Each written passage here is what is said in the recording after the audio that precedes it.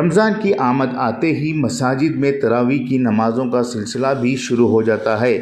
پچھلے سال کووڈ کی وجہ سے رمضان میں تراویح کی نماز ادا نہیں ہوئی تھی، جس کی وجہ سے مقامی حفاظ جو رمضان میں تراویح سنانے کے خواہش مند تھے لیکن ان کی امیدوں پر پانی پھر گیا تھا۔ لیکن اس دفعہ بھی ان حفاظ کے ساتھ کئی مقامی مساجد میں ناانصافی کی گئی ہے، جس کے تعلق سے خود حفاظ بتاتے ہیں کہ شموگا سمیت کئی اضلاع میں سینکڑوں کی تعداد میں حفاظ موجود ہیں، لیکن ان حفاظ کو موقع نہیں دیا جا رہا ہے، بلکہ بیرونی ریاستوں سے حفاظ کو بلا کر انہیں تراویح پڑھانے کے لیے مواقع فراہم کیے جا رہے ہیں۔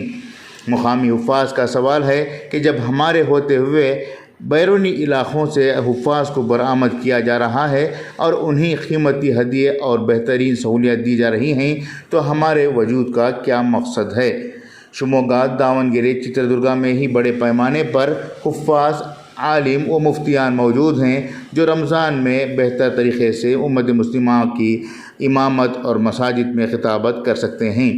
جب مقامی علماء کو نظر انداز کیا جائے تو آنے والی نسلیں اس تعلق سے کیا سوچیں گے؟ ایک نوجوان عالم کا کہنا ہے کہ میرے والدین نے مجھے عالم و مفتی تک کی تعلیم دلوائی اور ان کی خواہش تھی کہ میں اپنے علاقے میں اپنے علم کے ذریعے سے امت کی قیادت و امامت کروں، لیکن مجھے ایسا نہیں لگ رہا ہے کہ میں یہاں پر ہم جیسے نوجوان علماء کے لیے یہاں پر جگہ ہے، کیونکہ کئی مساجد میں خطیب 2-3 عشروں سے زیادہ وقت گزار چکے ہیں اور آئندہ بھی وہ دوسروں کو خدمت کا موقع فراہم کرنے کے لیے تیار نہیں ہیں۔ ایک طرف علماء ہونے کی وجہ سے دنیاوی علوم سے ہم کم واقف ہیں، تو دوسری جانب کووڈ کی وجہ سے مدارس بند ہیں جہاں تدریس کا پیشہ ختم ہو چکا ہے۔ اب تراویح سے کچھ پڑھنے کی امید تھی، وہ بھی باہر کے علماء و حفاظ کی نظر ہو چکی ہے۔ ان حالات میں ہم کریں تو کیا، کہیں تو کیا والا سوال اٹھ رہا ہے۔ ایک اور عالم دین کا کہنا ہے کہ جب تک مدرسے تھے وہاں سے ہماری روزی چل رہی تھی،